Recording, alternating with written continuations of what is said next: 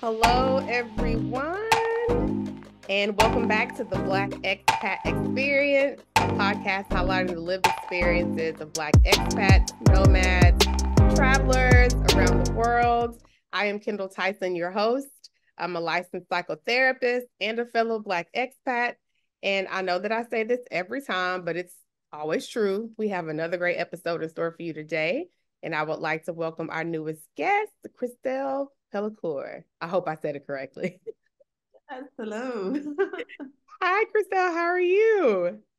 I'm good. Thank you so much for having me. I'm so excited. You're so welcome. I'm so glad that, I get a chance to learn more about you and your journey and the work that you're doing in the world and share that with our community. So thank you for being here today.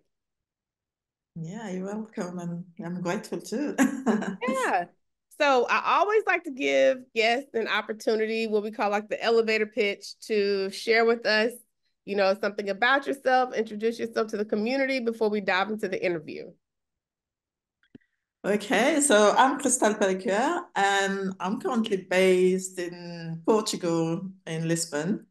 But as you found out, I've been quite a few different places in the last few years. I am a coach, so I support people who've been adopted in different parts of the world.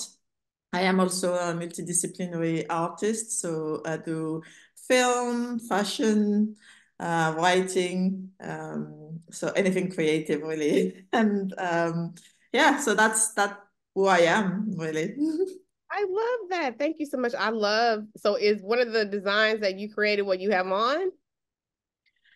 I didn't do this, but it's a type of thing that I like. Right now, I've paused my fashion design, so I've not done anything for a while. But I'm more into writing and writing short film at the moment. Oh, are you able to tell us kind of a gist of what the film is about?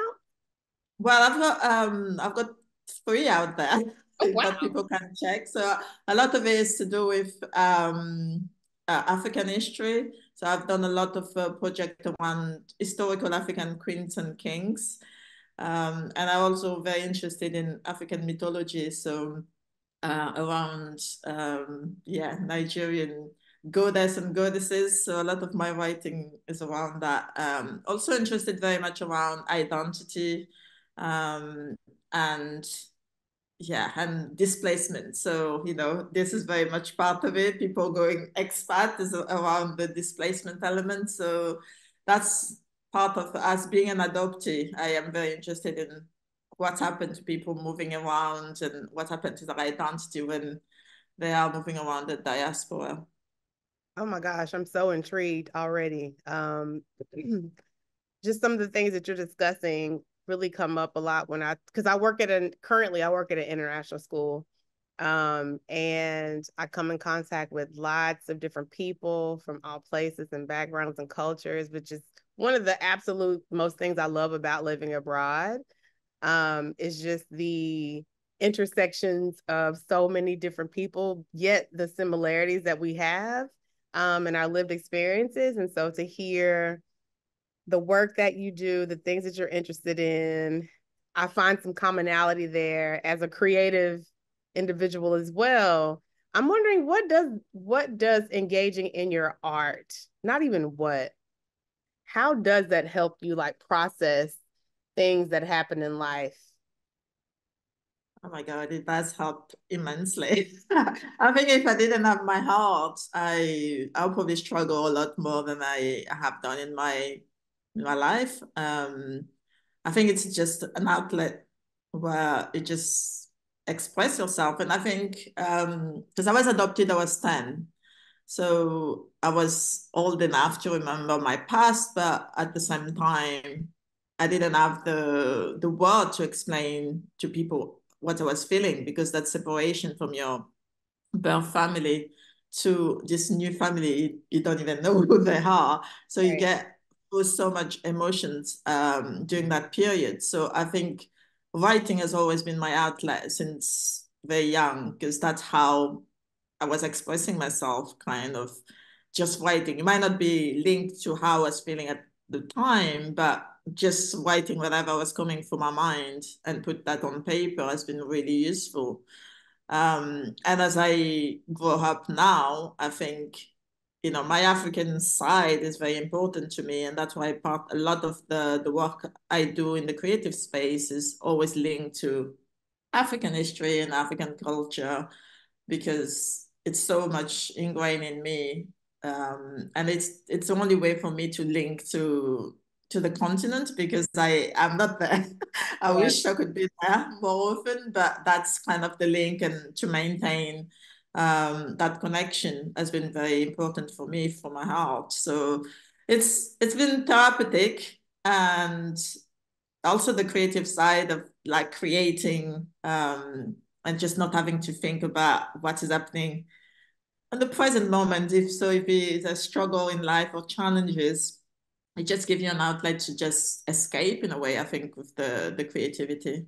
Yeah, I hear you describing like the power of mindfulness and kind of losing yourself and bringing out what we call like a catharsis, right? Being able to let go of maybe the emotions, thoughts that you can't verbalize, but the energy's there. And it's such I don't even like to say good or bad. I don't believe in like the polarization. I would say healthy and productive, right? Way of not necessarily even meaning making, maybe, but like you said, finding an outlet, a way to channel that energy, a way to exercise the things that you may not completely understand in that particular moment. And I'm sure like after engaging in whatever strategy, skill, art, there's some understanding that birth out of that particular process down the road. Yeah. No, It's it's been really useful, I think, for me. And yeah, I mean, I've got this routine that I write every morning, and it's just like, it's nothing concrete. It's just like whatever is coming from my consciousness. I just have to dump it on paper first thing in the morning, so I know my day. I don't have all these things going on in my head before I start my day. So that has been a very useful practice every yeah. morning. I appreciate you sharing that because sometimes, so you know, I'm a therapist and journaling and writing is one of the healthiest ways of being able to process thoughts and feelings, whether you're doing it in a formal way, here's a prompt, or like you're sharing, you know, this is a routine, a ritual, a mind dump to expel all the noise, and that way I have some clear space to kind of absorb and take in all the stuff that I'm going to be inundated with throughout the day. It's definitely, I'm wondering, how did you, what did you recognize you needed to do in order to crystallize this routine, like in order to make it something that you committed to every day? Because that's one of the things I'm noticing is a challenge for myself sometimes and clients too. It is definitely a challenge, but again, I think it's like any routine.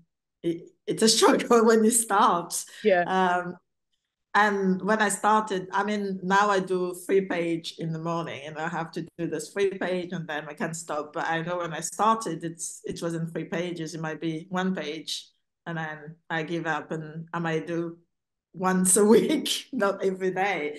I think it's just the commitment, definitely, because I would see. I mean, nowadays, if I don't do it, I definitely see the difference how my days is going. So that is definitely a commitment, but also it's a discipline. And like I always say to myself when I'm in that situation where I'm like, oh, I don't want to do it, then that's when I know I need to do it. That part. I would tell myself then, okay, just pick up the pen and the page.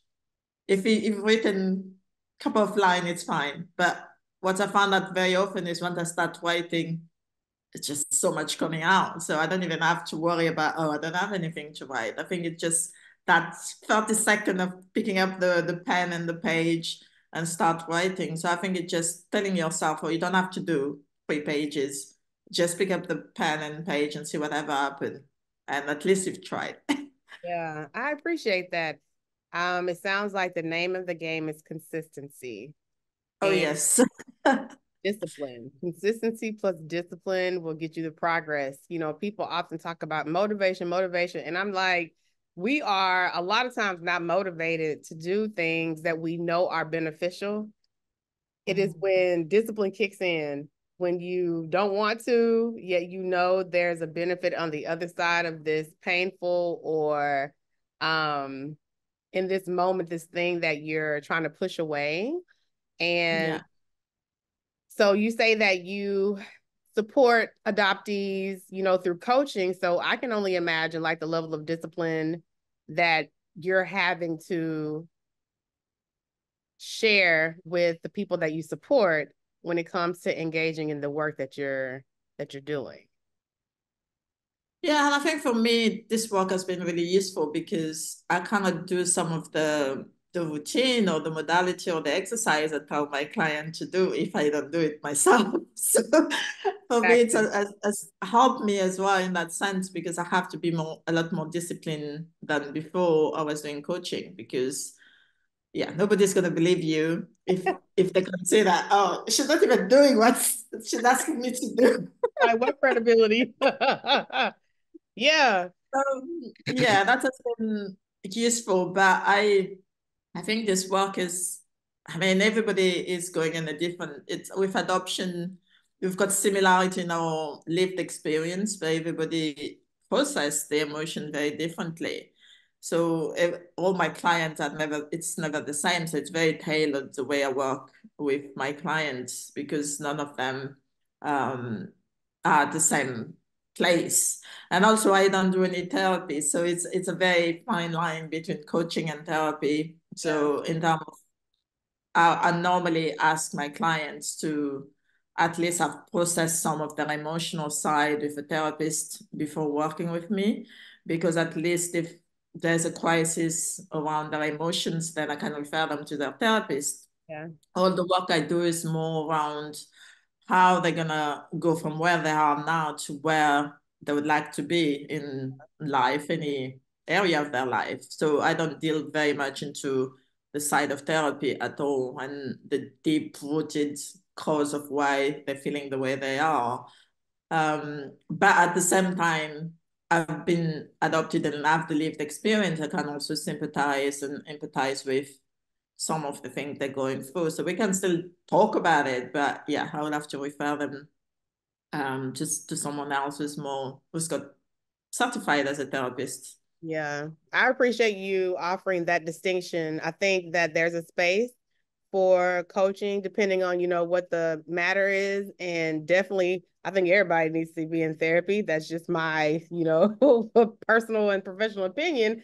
And they can both coexist, right? It's, you know, sometimes we need that little extra motivation on the how, and that doesn't necessarily require a therapeutic connection. But then you recognize that when that block presents itself, that emotional block, the trauma comes up, that working with a licensed clinician is key. So it's kind of figuring out in the moments that you're finding yourself in, what is the best modality for healing in that particular time in your life. And so I appreciate that distinction because I think people in the world are kind of confused sometimes. And like the ethics of it all is to be real clear about Yeah.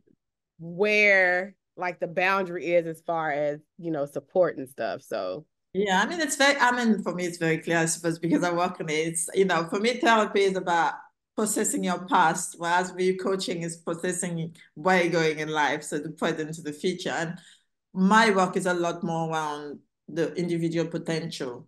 You know, we've all got so much potential in ourselves, but we tend to minimize ourselves. And the work I do is trying to get that out of my client and get them to see that, you know, they can do whatever they want to set their mind to. yeah, I appreciate that. So, you know, can you share with us kind of like your journey? I know that Lisbon is currently where you are. However, like myself, I don't know, do you consider yourself an expat? I know there's a conversation between expat immigrant things happening going on in the atmosphere. What would be the appropriate label if you want to label yourself? Yeah, that is an interesting question because I do ask myself this question. I don't see myself as an immigrant, but probably an expat. But for me, it's also very strange being in Lisbon because I grew up in France. So I Yeah. was adopted. I was born in Madagascar. I was adopted in France when I was 10. And then when I was 18, I went to live in the UK. So I was in the UK for 25 years until last year when I moved to Portugal. So for me, it's an interesting thing because I think an expat, we kind of stay for a small number of years. Whereas in the UK, I was there. That's the place I lived the most out of my life. So it was very strange for me to call myself an expat because I felt like I've been there for such a long time. I think moving to France, I probably felt like I was an immigrant, but kind of forced immigration in a way because, when we are adopted, we don't choose. Yeah. That's migration. So I always see it as a forced migration, but in the UK, I kind of was an expat in the UK, but it's just a very long period. And I think in Portugal, I think I feel the same as an expat, but I think it's very, in a way, I found it very different if I was living further out of the Europe, I think as well. I think Yeah. I'll feel a lot more of an expat if, let's say, I was in America or in Australia, somewhere very far away. Yeah. Because of I, how the system in Europe, it's quite similar in a way, but technically I am an expat. yes, I can't listen. I can't wait to be back to Lisbon. I loved it when I came for New Year. I want to get into, I know like identity is, from what you share with me, a large part of the work that you do with your clients. And I'm wondering, how is that process of kind of solidifying, or even if that's possible, right? Your particular identity as an adoptee born in Madagascar, raised in France, who moved to the UK, who's now, you know, living in Lisbon and helping other adoptees. Is it Black adoptees specifically? Okay, Yes. other Black adoptees, because I know that is very important. Yeah. um, no, that's important. So I'm curious about what identity formulation has looked like for you. Yeah, and I've actually got a podcast called Black Adoptees Identities, Yes. where I actually explore Black adoptees' identity and how they process their own identity through this adoption journey. And I mean, for me, it's kind of a multi-hyphenated thing because you cannot be just one thing. Because for me, I form my identity with every different part of where I've been raised. So, my heart is very much linked to Africa. So again, like I said, a lot of my work is linked to Africa. But I would lie if I say my upbringing in France didn't affect me because there's a lot of the things that, I love there's a lot of things that annoy me about France. That's why I don't live in France. But at the same time, um, the way I carry myself because I was raised in that environment reflects some of the French way of people living. And I mean, even my accents, every time I go somewhere, I cannot open my mouth without people saying, "Oh, you're French."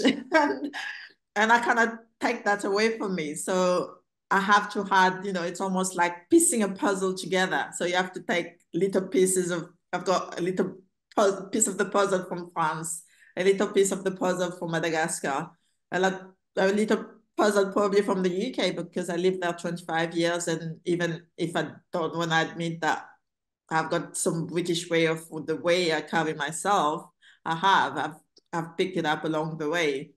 So I think that's why I say it's multi-hyphenated because you pick up pieces of different places. I don't think I can fully say that I am African because I've not lived on the continent for over 30 years.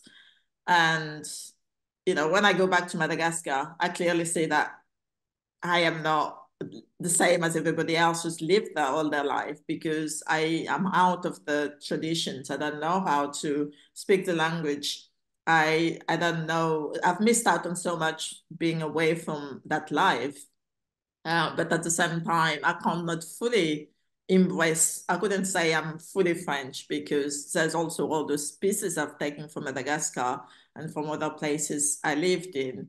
And and for me, for adoptees, it's very interesting because, like I say, it's like a forced immigration. So you are forced into adapting to that. For me, for France, as soon as I was adopted, I was kind of forced not to speak my own language anymore. So, with adoption is very complex because that separation, and there's so much things that is imposed on you, and you have to conform because you're a child, you don't have a choice.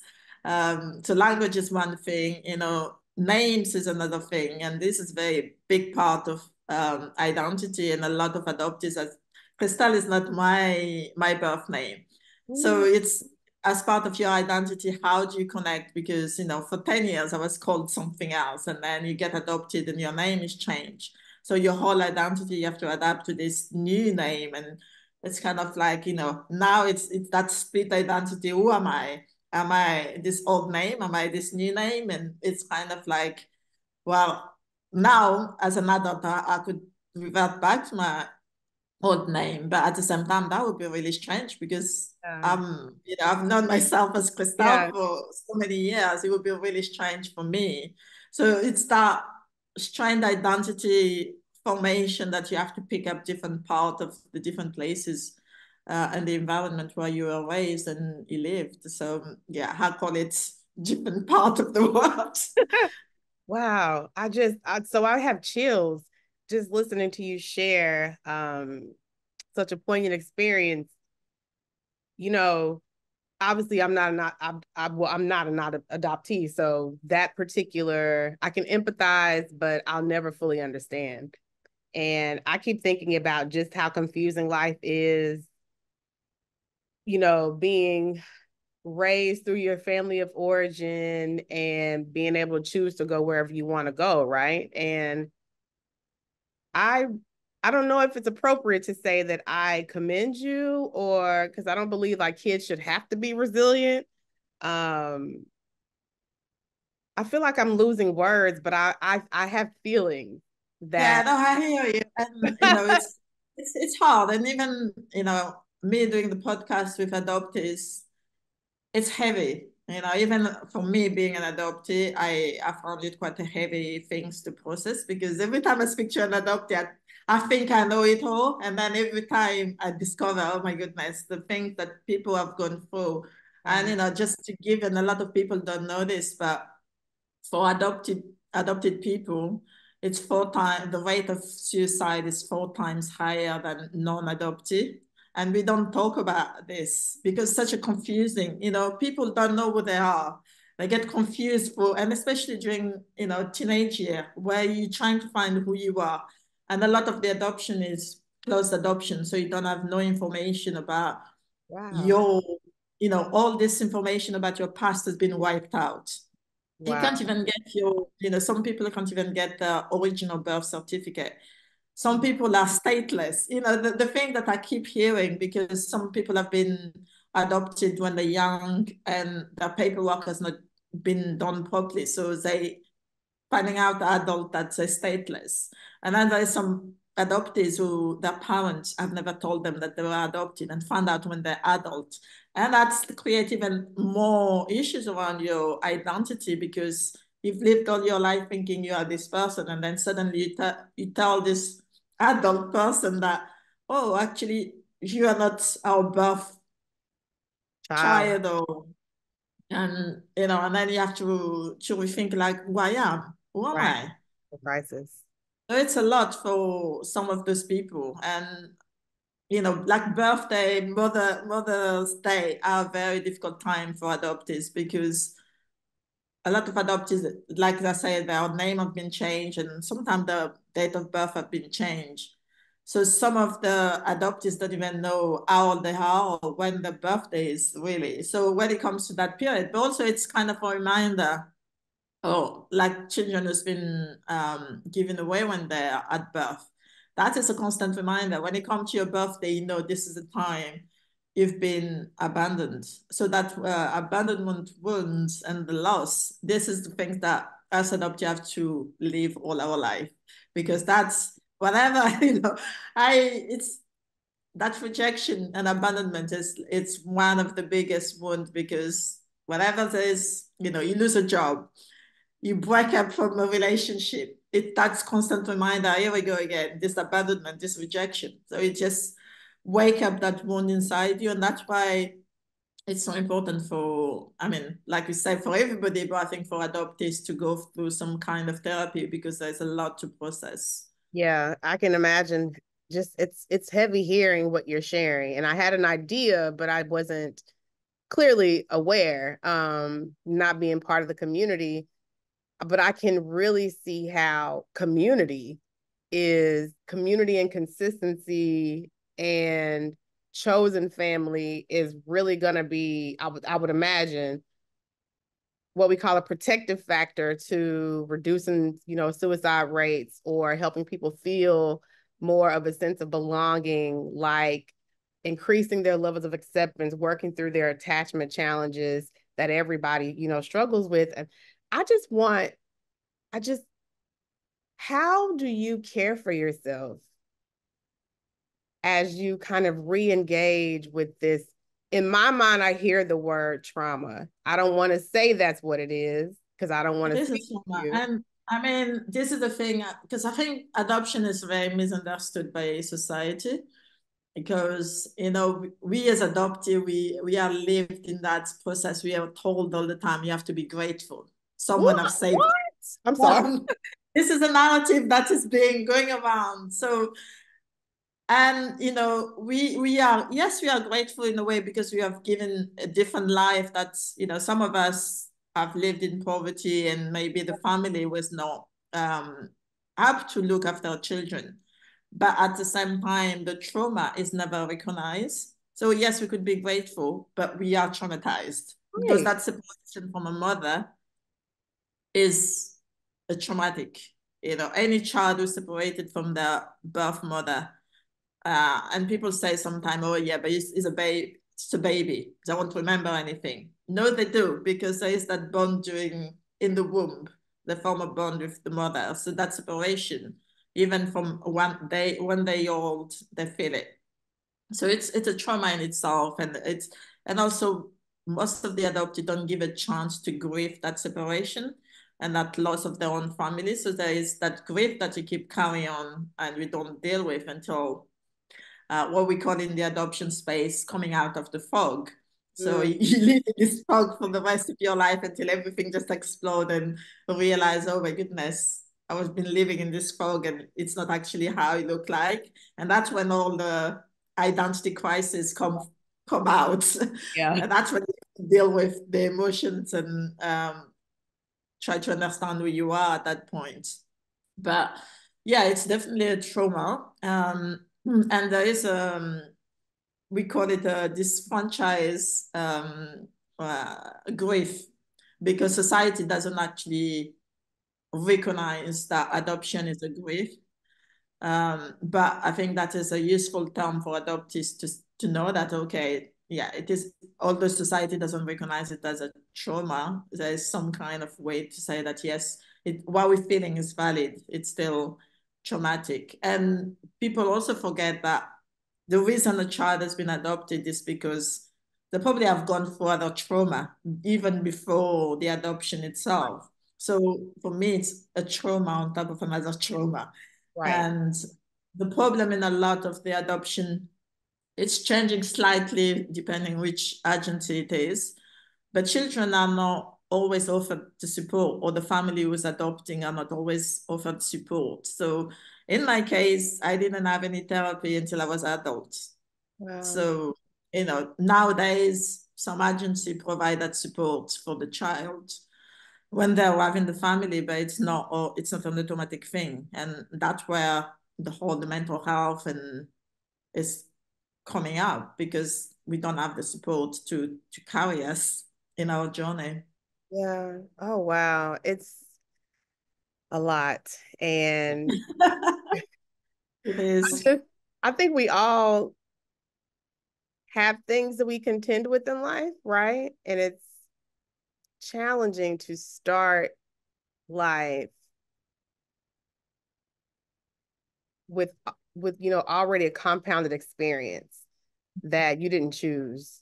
Um, and I just want to ask you again, like, this is what I would term or what we call like vicarious trauma, right? Where you're re-experiencing maybe or taking on the thoughts and the feelings and things. Because I would imagine you have to be pretty empathetic or empathic to do this work. Um, how are you caring for yourself as you? Yeah, that was a question. I didn't answer that Yeah, I mean, question. it's fine. Like, because I Um, know we have compassion fatigue, and I can only imagine that you experienced something similar, more intense. So what does that look like? How do you engage in holistic wellness as you do this work? Yeah, I mean, in the early part of my life, I didn't know how to care for myself. It was more of a survival mode. And I didn't know I was in a survival mode until, about 10 years ago when I couldn't breathe anymore. Like Yeah, something is wrong. And then I had all sorts of modality to try to support me. So I think even nowadays, I get support from different modalities. And therapy is definitely important, but what I've learned as well now, it's putting myself first, and that means even work wise, I had to leave the 9 to 5 part because it wasn't fitting in the way I am as a person, and all the trauma that I've been going, your head cannot process things for this long. I needed to have a lot more breaks. So I had to find a work that I could work for an hour and have half an hour break if I needed to. So that was hard for me because I was always been raised in the thing you have to work hard and go into, if you don't do a 9 to 5 job, you're never going to be able to support yourself. So I was conditioned to think that way. So having to decide, oh, I'm going to go freelance and work for myself because that's is going to help me on my mental health and my own well-being. That was the first, I think, step that to take for my own self-care. But on a daily basis and a weekly basis, I have nature is very important for me. I have to go for a walk. yeah, And part of the reason why I'm in Lisbon is because I needed to be near water. I have to be. So going for a walk on the beach, going to walk to the park has been really important. And that again, sometimes, there's days that I don't feel like going out for a walk, but that is another thing to have to discipline myself. Like, no, you need to go. You've been sat on your computer all day. You need to go out for a walk. Um, setting up just doing even little ritual of having a bath, once a week, just to relax after a full week, is really important. So trying to find the things that really seems really small. Resting is another thing that I really struggle because I always been raised to think that if you rest, you are being lazy. yeah, So I always been like have to do things all the time. I have to be busy. Otherwise, it look like I'm being lazy. But I had to learn to change that mindset. And actually, everybody needs rest and sleep. It's important for your own well-being. So that is another thing I am learning to let go of that thing that I have to be busy all the time. And meditation has been carrying me for a long time. And I do feel it's the same as my morning pages of writing the string of consciousness. Meditation is just the other thing that if I don't do it, I know I feel it. My week would be very different. yeah. I sounds like you have such a high level of self-awareness. And I know like over time that's cultivated, right? Because until we recognize that the things that we feel and that come up for us aren't gonna kill us and aren't, to be feared, we run from those, moments of discomfort and those uncomfortable feelings, but when we realize and recognize and test out that feeling these things mean that we're human and we're making progress and we can utilize all the stuff that comes up for us to Yeah. grow. I think it gives us, it unlocks so much power for us to be able to move through our lives in a more aligned way. And Yeah. I want to ask you, I want to ask you lots of things.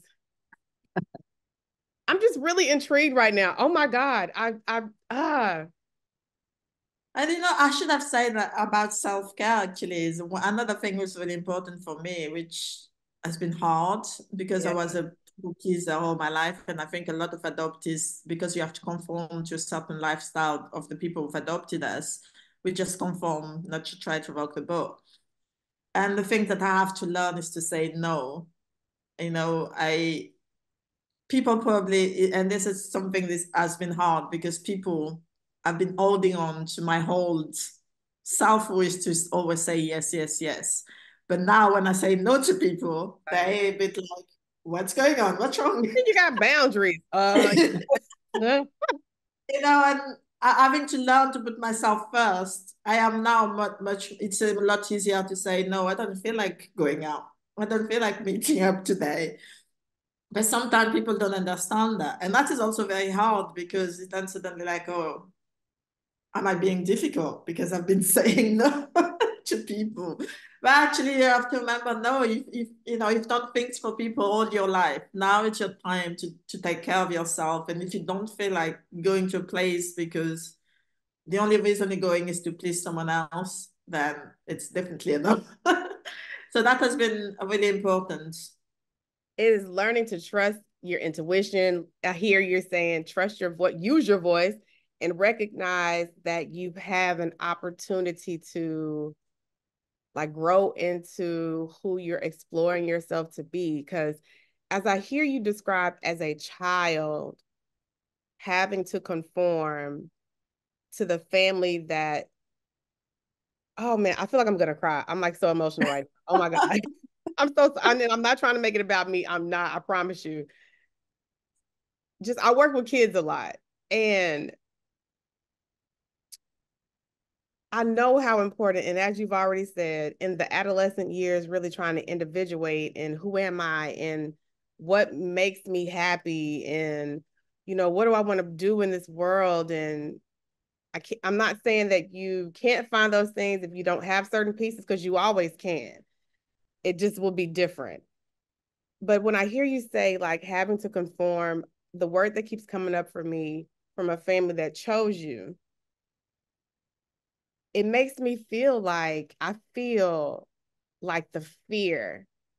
I feel the fear, not even being in the situation of what if who I am is too much, Mhm. right? For these people that tell me I have to be grateful, or even though I am, I just feel like there's so many things that are compounding and clashing. And how do you find peace? Is that even possible?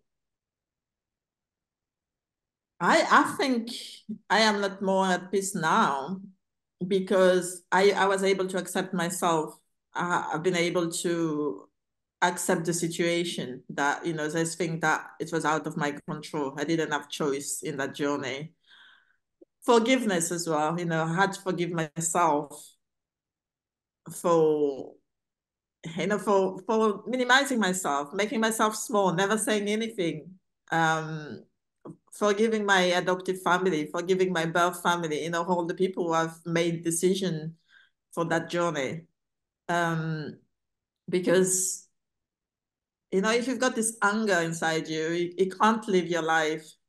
So the forgiveness has been really important for me. And you know, those days I can't really say though. There's days I'm like I'm not still angry about the situation because I do, especially now I am working with adoptees and I see. I mean, my story compared to some adoptees is very mild, Yeah. and when I see some of the story that adoptees have gone through, it makes me very angry because I'm like, how as a human being do we do this to ourselves? Yeah. Um, so it's been exposing me to, we're talking about, adoption can go even to like human trafficking. Some of those adoption are not legal. Yeah. So it's difficult. And yeah, for me, it's just been about forgiveness and acceptance of who I am. Because sometimes, because I've reconnected with my birth family and looking at them, realizing, oh, they had a completely different life.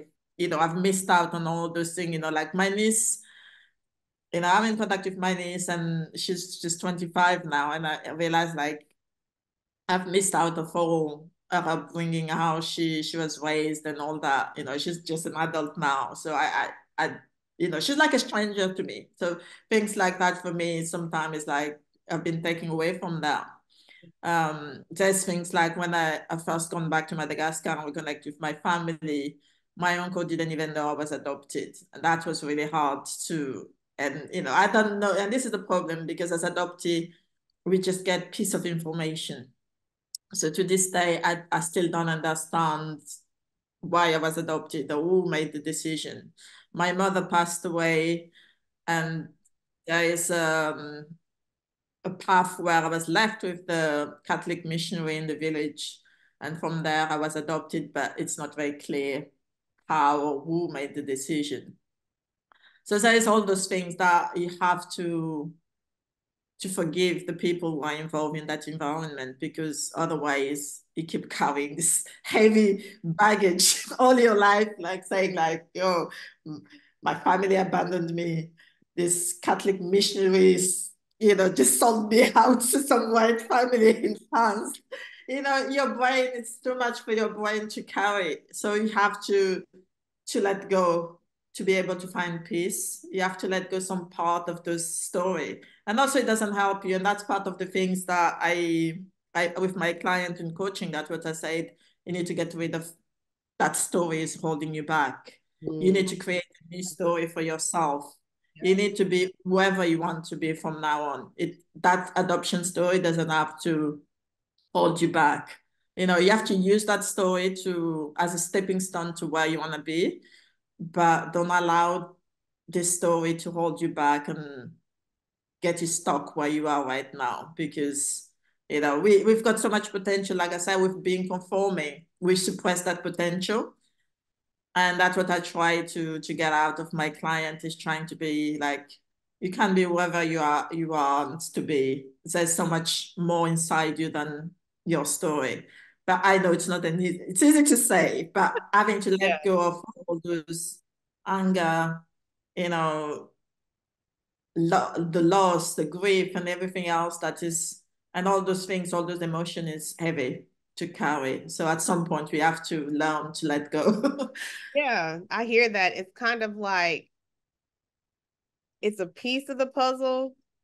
It's not the puzzle. Now it's a piece that has shaped a lot of your life, right? And we integrate these really difficult parts to kind of create a new story, right? That pieces and parcels, all the things that we've experienced as a person, which are going to bring up other things, right? As you continue to live and thrive. Um, there's so many things that are coming up for me. I just I And I think you have to learn to give yourself grace. yeah. I think it's important because, What does yeah, that mean to grace you? and Giving compassion, yourself grace. self-compassion. What exactly? Giving yourself grace for you, what does that mean? What does that look like? It's just little things like, I did this thing, it wasn't perfect, but I'm still human and I'm trying. Just, it's a bit like a little bit of forgiving yourself. Or, it's a bit like, oh, I had sugar yesterday when I wasn't supposed to have sugar. But, I didn't have sugar for a month. Give yourself a little bit of grace, it's fine. Giving yourself grace also means to clap yourself on the back when you have done something good, because that is something we find really hard to do. We never recognize or acknowledge our own achievements. That is one thing I really find difficult, because I have never had that people telling me, oh, well done for doing this. So I never do it for myself. Yeah. The other thing is perfectionism. You know, I never start anything unless it's perfect and I know it's going to be perfect. Having to let go of that mindset is giving myself grace. You can't just start even if it's not perfect. Give yourself grace for that. You know, and I've now learned that it's never going to be perfect. Perfection is just this one of those words we use and it doesn't actually help us. But if you actually start, even if it's not perfect, practicing is that's where the improvement is. It's all about evolving and growth.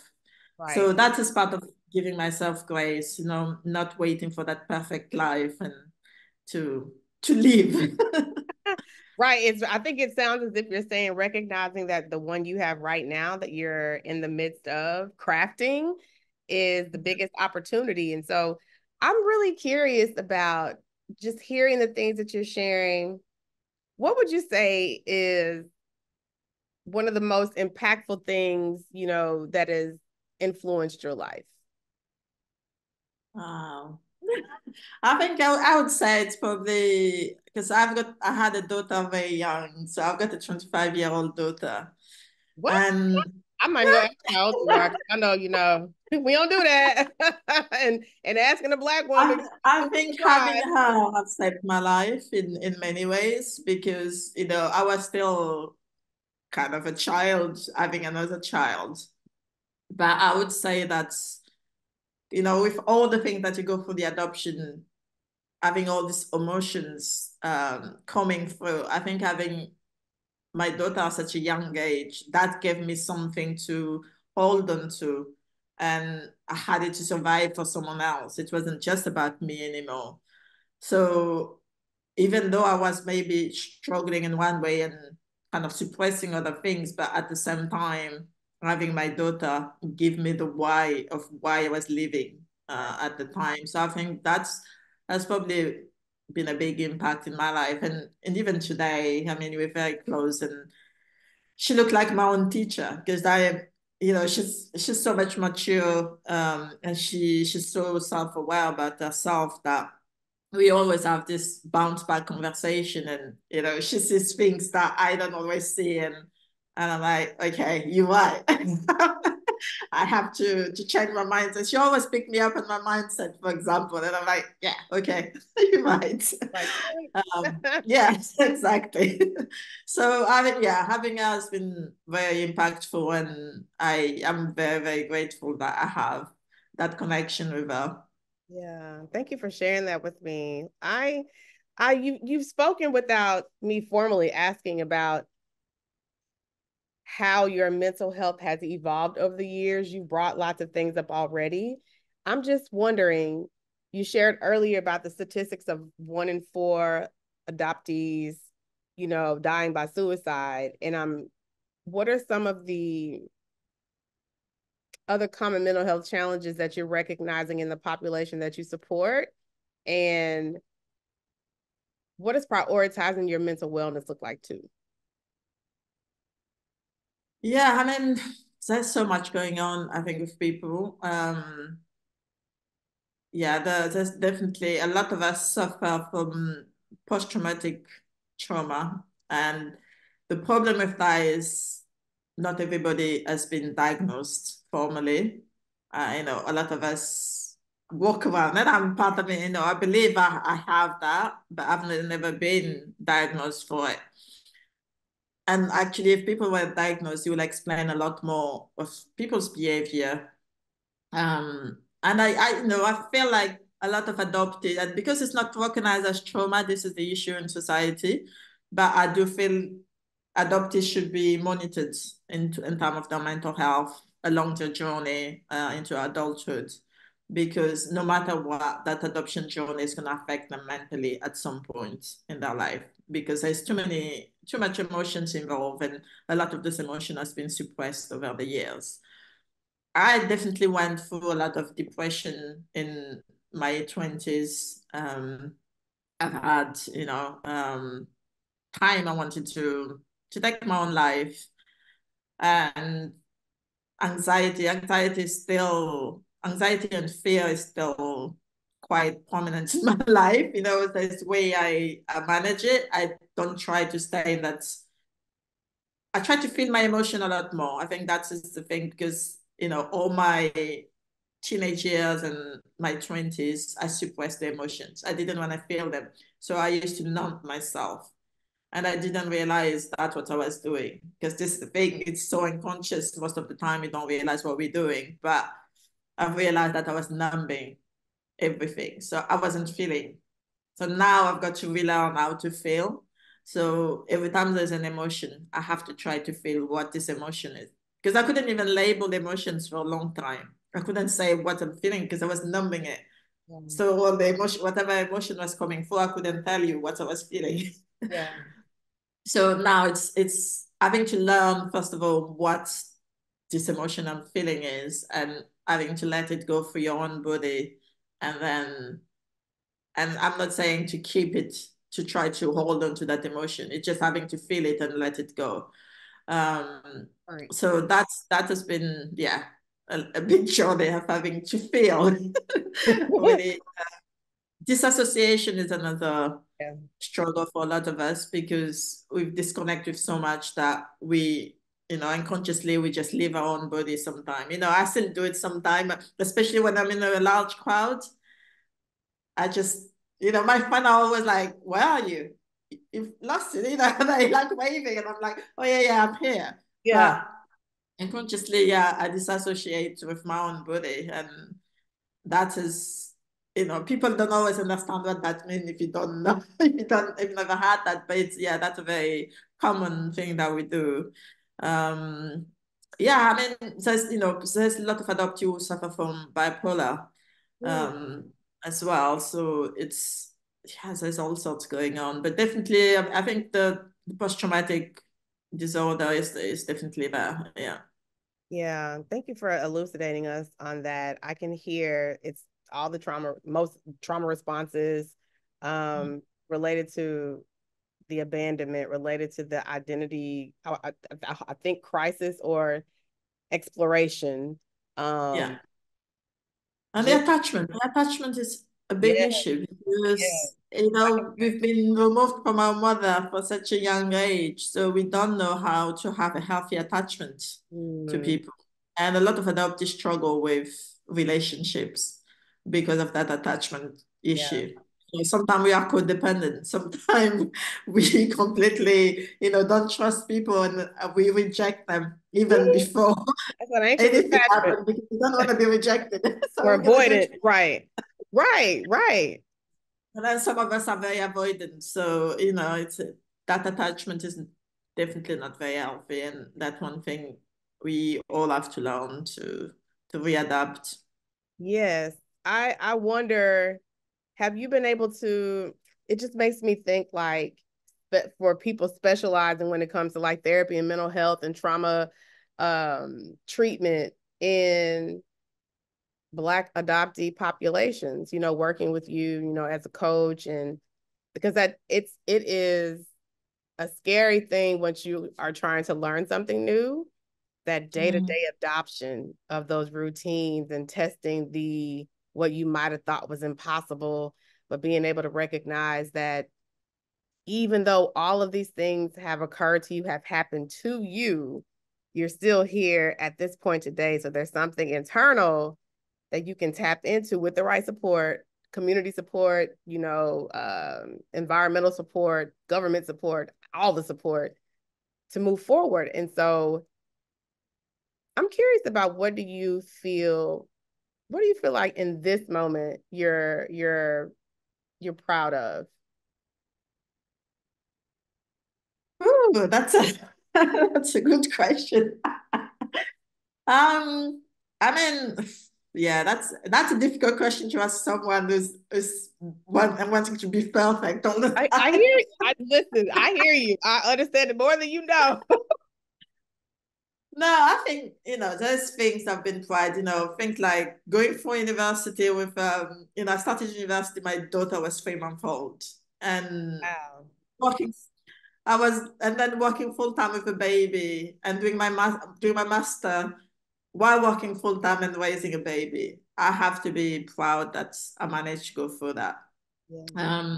Raising my daughter from, I had her when I was 20 to where we are now. It wasn't an easy journey, but I have to acknowledge that, we are so close today. If it's been an up and down, but I have to be proud of our journey to be where we are today, because I would not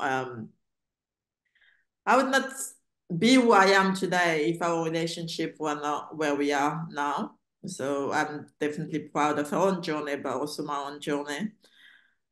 And I think, you know, there's still a lot to achieve, I suppose, and I keep telling my client that we all have so much potential. So again, I have to explore my own potential. So I'm actually excited to see what else is coming through in the future for Yeah. me and my daughter. Yeah. Oh, I'm sure it's going to be something quite transformational.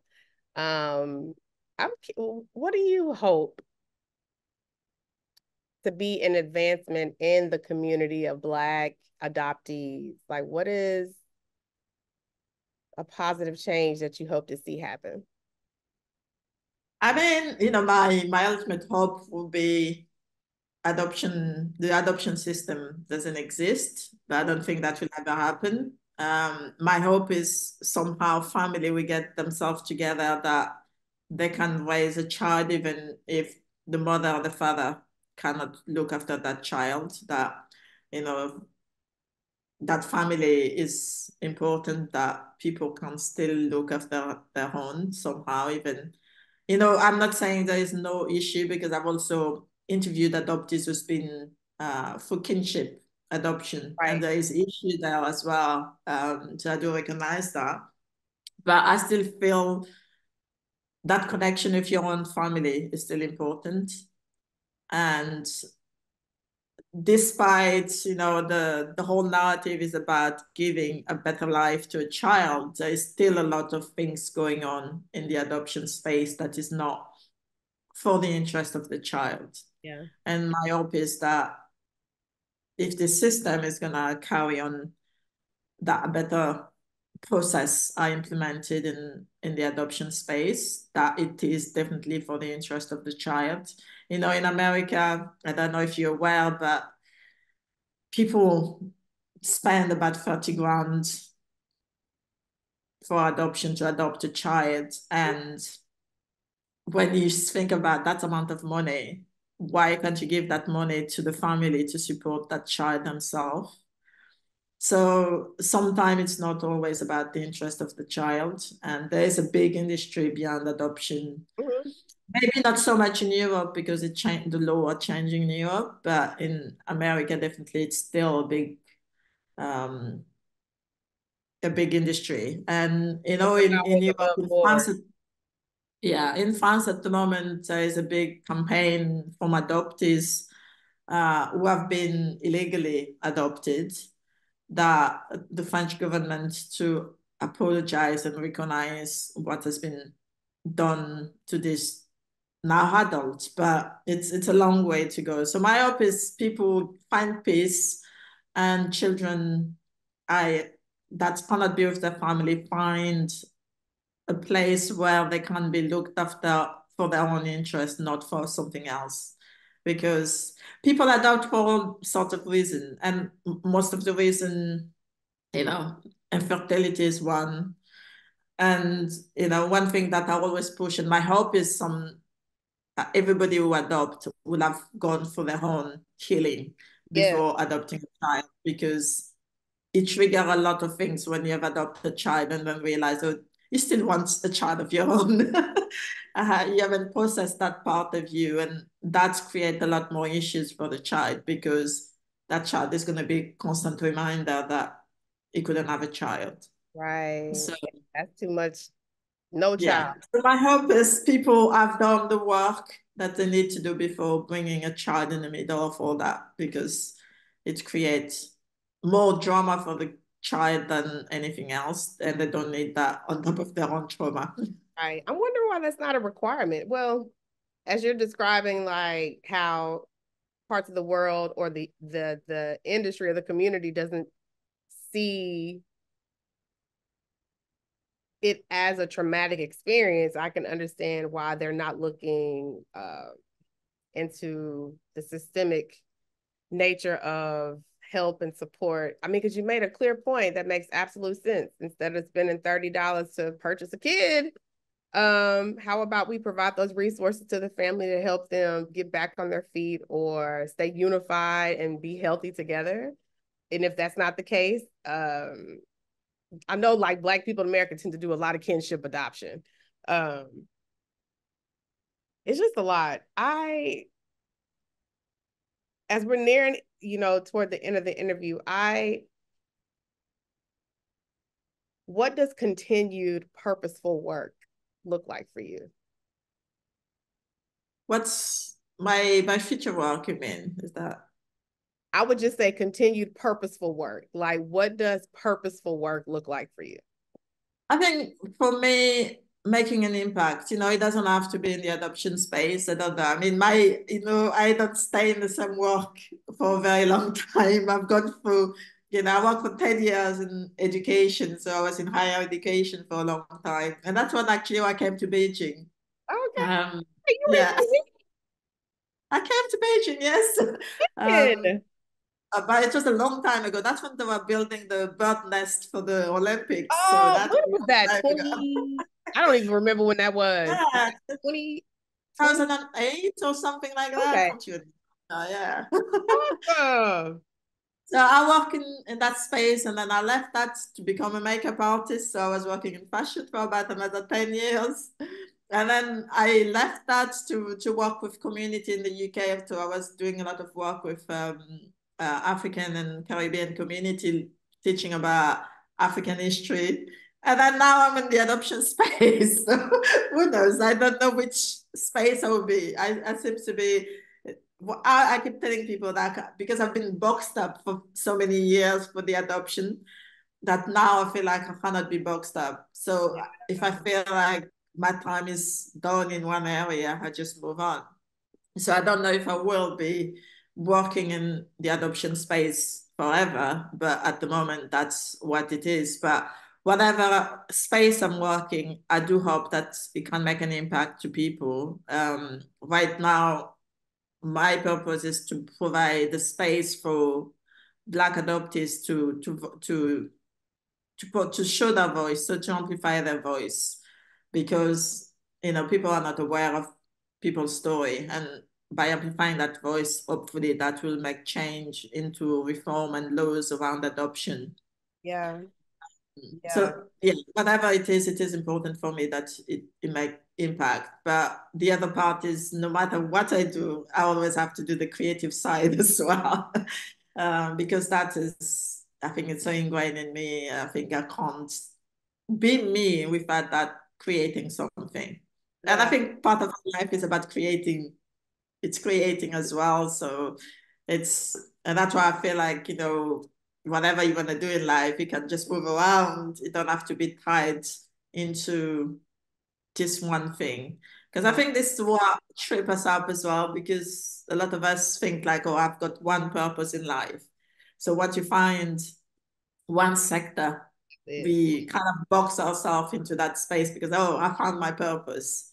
But I do believe that we can have 10 different purposes in life. You know, it doesn't have to be in one area for our life. I agree with you. I think for sure, as speaking as a Black American and a woman on top of that, we are raised to prioritize like independence and progress, right? And sometimes at the detriment to ourselves. So I feel like we're in this liberatory space where you said, I've been boxed in. I cannot be boxed in again because once you have that taste of freedom, literally living in the world like we've chosen to do, it is just like I will do everything legally and ethically that I can to continue to give myself this liberation because it just feels, I can't even describe what it feels, but it just feels dot dot dot because it'll be different for everyone.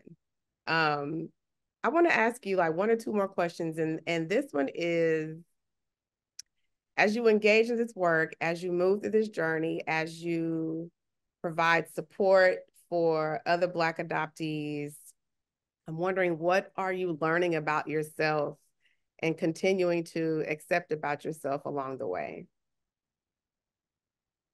I don't have to be perfect, No. it's, yes.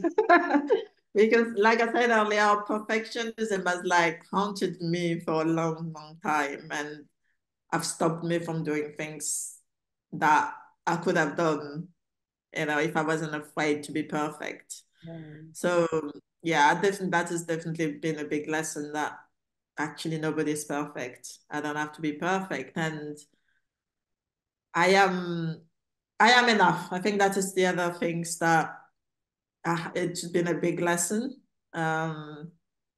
Because I think especially in my 20s, I was walking around thinking like there was something wrong with me, there was something missing. And actually realized that no, there's nothing wrong with you, and you are enough as you are. And having to relearn to actually accept my own shadows, all those part that I didn't think was important, or I was ashamed. I had it to hide this part of me. And recognizing that I'm not perfect, then I can then integrate those part of me that I was very ashamed, and this is who I am, and take it or leave it. And I think that has been very liberating, having not to hide some part of myself. So again, it's that part of your authenticity. Um, I for a long time in my life, I think I was wearing different masks into different spaces, and it's exhausting. Yes. And just having me, either people like it or not. This is just, I don't have to carry several masks around and that has been very liberating, I think, for me, not to pretend anymore, just to try to please people. Yeah, you're saying so many important things right now. It's one, recognizing that you are going through life pretending, right? Pleasing and at the detriment of yourself. So it's like when you find when you permit yourself, when you give yourself permission to experience life in a way that is fallible, that is fun, um, and where you are connected, I hope. I feel like it just opens so many more doors, but that brings up a lot of other stuff too. So that's why that community support is, because it's like you're doing something that you've maybe not been able to explore before. And what people don't get sometimes is it's not going to look pretty. It might never look pretty, but there is no look. It just is what it is. And then you identify, how do you move through it in a healthy way? Because you've not been in the space before. So you have to create what that's going to look like for yourself. And as you do that, somebody else is watching always. I think I wonder, you tell me, as we learn how to continually liberate ourselves, we're also laying like a foundation and groundwork for other people to find similar or more liberation as well. Yeah, and I think, you touch on something there. You said it has to be fun. And I think that's also what we've lost, we've lost that playfulness and that joy. And especially, I mean, adoptees, because I've been robbed from that childhood for a lot of them, because that trauma and being moved into someone else's family, sometimes they've lost the joy from a young age. And that's a hard, and now I'm trying to learn about incorporating fun and joy. And I've learned actually that, what, no matter what you're going through in life, there's still space for joy. Even if like your life is falling apart, there's still space for a little bit of joy in life. And I think that's something that we keep forgetting, because when you're in that dark space and our life has been turned upside down, we tend to be, as human beings, just see the negative side of life. But actually, those moments of joy is that's what's pull you out of that. That part. It Yeah. makes me think, like, I want to say there is joy on the other side of that pain. Yeah. There's joy there. And It can be overflowing. You can constantly tap into it. It does take work, but it's possible. Yeah, and one thing I do with my clients is actually get them to write on a piece of paper 10 things that bring them joy and to get them to put it somewhere they can see. So every time they are in that deep dark space, I tell them go check out your list and at least do one thing from Something. that list. Yeah. Yes. You don't have to think it's already there. You've already got the list. Exactly. Exactly. Yeah. Well, Christelle, please share with us how we can follow you, how we can share in the journey, support the work that you're doing. Please share with us. Yes, absolutely. So you can follow me. I'm mostly active on Instagram. So, and no, actually, it's not under Christelle Pellecuer. At Miss Christelle Rosette. That's on my Instagram, but also under at Black Adoptees Identities. So those are the two spaces I am on Instagram, but I'm also on LinkedIn under Christelle Pellecuer and on Facebook as well. So Yeah. What I so am. what's the final message that, if there are any Black adoptees who will see this episode, which I'm sure there might be, what's one inspirational message of hope that you'd like to leave for them? I would say you are not alone. Reach out to the community. There's a lot of us who's been through the same, but when we are going through that emotion, we very often think, oh, I'm the only one going through this. So look around. And especially now, with the internet, it's a lot easier to connect. Back in the day when I grew up, we didn't have so much of that. But now there's no excuse. There's so many different adoptees are being very vocal online. So just reach out to them, send them a message and tell them how you're feeling or you need to connect with someone who's been going through the same experience and take it from there. But you are not alone. Yes, I want to first thank Bia for connecting us. Hey, I'm really, she was right. I still have so many questions that I know Mia's waiting to see this. She's been messaging me like, I want to see it. listen, she'll have first dub of you after you, of course. So I am so grateful, and Oh, thank you. I'm so grateful for you sharing space and time with us today and for sharing your story. And so for everyone else that is watching, as always, I want to say thank you for tuning in to the Black Expat Experience again. I really hope that you were able to glean something from our sharing session. I know that I've thoroughly been impacted. As always, I encourage you to keep taking risks. I encourage you to keep impacting your communities in productive ways and making sure that you prioritize your mental health daily. Please share this in your communities and stay tuned for more impactful story sharing sessions with us. So thank you, Christelle, for everything. I'm Thank grateful. you for having me. It's been a pleasure. Yes, thank you.